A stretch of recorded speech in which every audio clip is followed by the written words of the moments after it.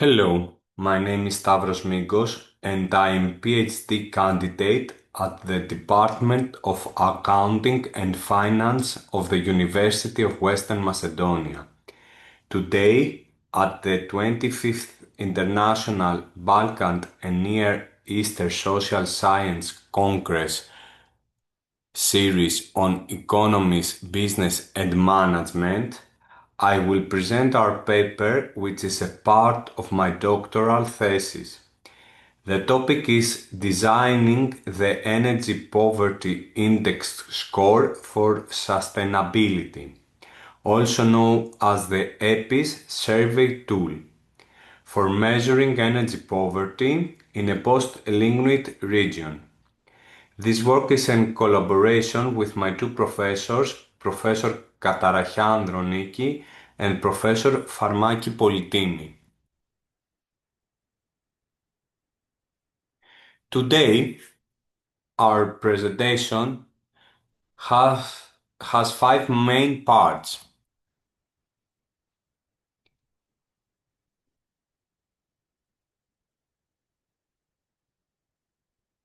First, we will look at the context and the challenge. Second, we will introduce the EPIS framework and the Sustainable Development Goals. Third, we will discuss our server methodology. Fourth, we will show the empirical results. And finally, we will finish with our policy implications. Let's start with the background. Western Macedonia is an area replying moving away from lignite or coal. This creates a critical double vulnerability for the people. On one hand, this is a big economic shock. People are losing jobs that depend on fossil fuels. On the other hand, people face high energy deprivation. The houses are old and the winters are very cold. To help the citizens, we need a successful just transition. This means our policy must be fair for everyone. To do this, we need a good diagnostic tool. This tool will help us find exactly who needs help and where to send the support to protect vulnerable population. To ensure a socially fair transition, policy must address distributive, procedural, and reconciliation justice. But measuring energy poverty is not easy. Certain metrics have limitations. They are usually too narrow. For example, they only look at 10% rule, for example, or unpaid bills. Also, they completely ignore the local context, like the local climate and social problems. Furthermore, traditional indicators use national data. Because of this, miss the household level details. They cannot capture the real daily problems of the citizens, such as the feeling of being cold and stress. To fix this, a new framework must have a strong base. Measuring energy poverty is a global goal. It is directly connecting to the Sustainable Development Goals set by the United Nations. This brings us to our solution, the EPIS innovation. The acronym stands for Energy Poverty Index Score for Sustainability. It is, it is a tool that moves beyond narrow income limits. It combines many dimensions, structural, financial, and social, into one final policy usable score. It works directly at the household level using a survey. A big advantage of EPIS is its connection to the United Nations goals. It connects to Goal 7 for clean and unaffordable energy. It connects to Goal 1 and 10 by looking at financial and social poverty. Finally, its context to Goal 11 for sustainability, citizens and communities. Let's look at the 6 indicators of some sins of the EPIS framework. The first 40% of the score is about home and energy. The first indicator is energy performance. It is 20% and look at insulation.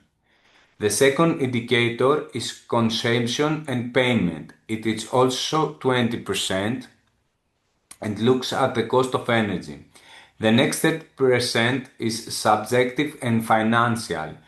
The third indicator is thermal adequacy and ancient. It is 15% and measuring psychological stress. The fourth indicator is socioeconomic pressure. It is 15% and measuring financial limits.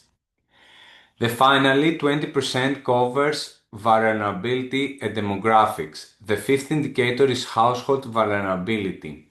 It is 15% and looks at problems like disability, single parents, or social benefits. The sixth and the final indicator is the demographic context. It is the 10% and looks at the percentage of elderly member or over 65 children under 8 and household size. For our research, we used a cross-sectional online survey with Google Forms in Western Macedonia. We collect 260 complicated questionnaires. The survey had 29 closed questions.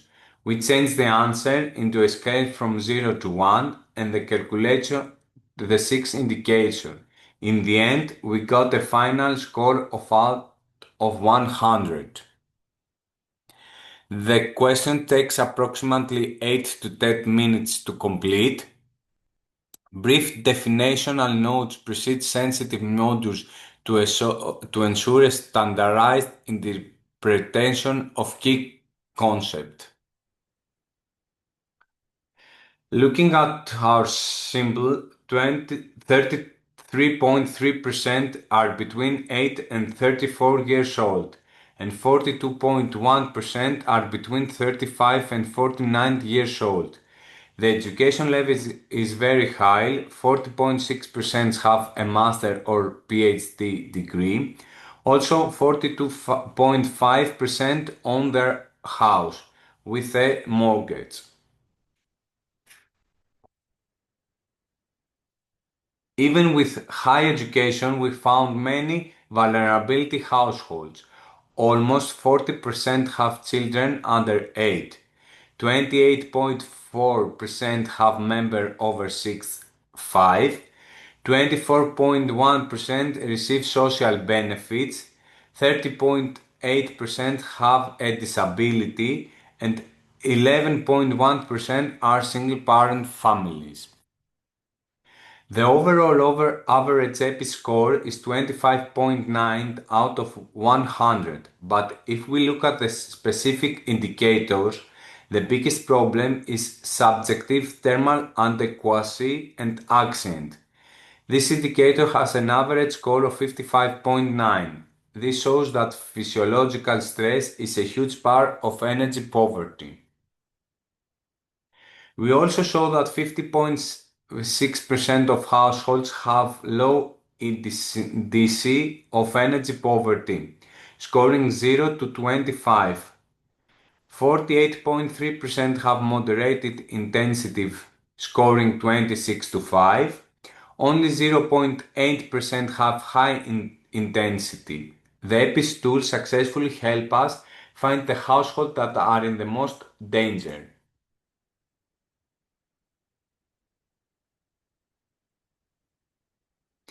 Our result shows clear difference based on income and housing. The EPIS score is a much higher for household earning 1,000 euros or less.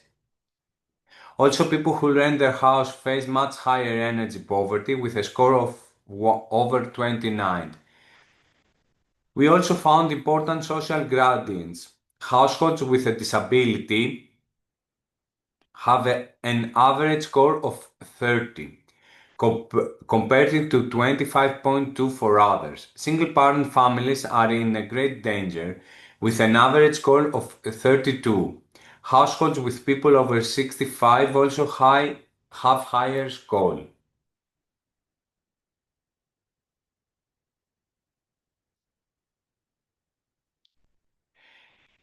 In conclusion, the EPIS tool is very useful for monitoring just transition areas.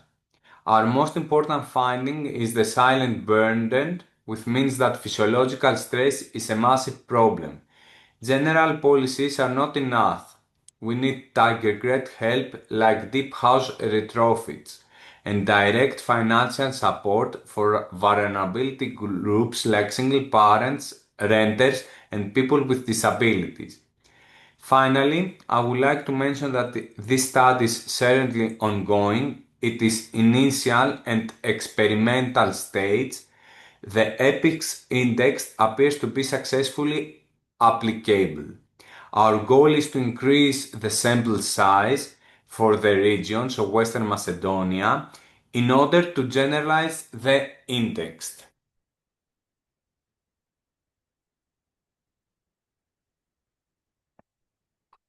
Thank you very much for your time and for your attention.